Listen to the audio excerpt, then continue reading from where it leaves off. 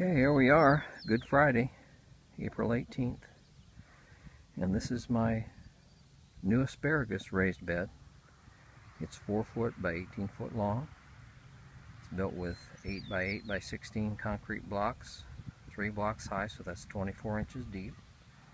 And I wouldn't want to plant them any shallower than that for asparagus. And the mistake I made is I very carefully with my tractor filled this with topsoil and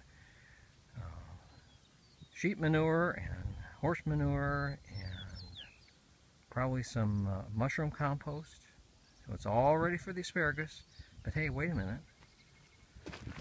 You've got to dig a trench all the way down to, I've got chicken wire covering the bottom of this bed so that the gophers and stuff like that don't get in here. So I basically had to dig out all this manure and stuff that I put in here, and that's just the row, just from 2 trenches that I dug. And you can see that I've already planted the first trench along the right side there, and along the left side you see the asparagus crowns. And what I did is I made, in this case for the 18 feet, I made 17 balls of soil and put it in my shovel, and I spaced those 17 balls, used, well, they're probably about 6 inches out from the block and they're about 12 inches apart, and I put the asparagus crown and roots right on top of those, just kind of like an octopus sitting on a ball.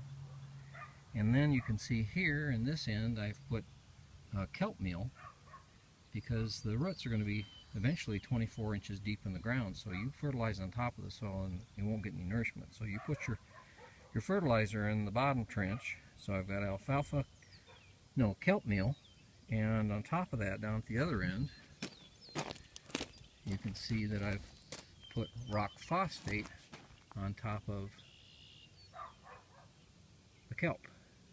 And then I'm going to fill it in to where over here you can see I've got it supposed to be about 3 inches of loose soil on top of the asparagus. And as it starts breaking through the ground and the spears start showing, then you basically keep filling the dirt in and fill it in and fill it in. You leave a little bit showing.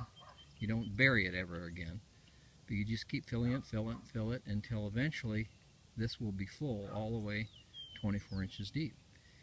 And I'm doing this for my kids and my grandchildren and my great-grandchildren, because if I have successfully made these asparagus happy, they can live up to 30 years.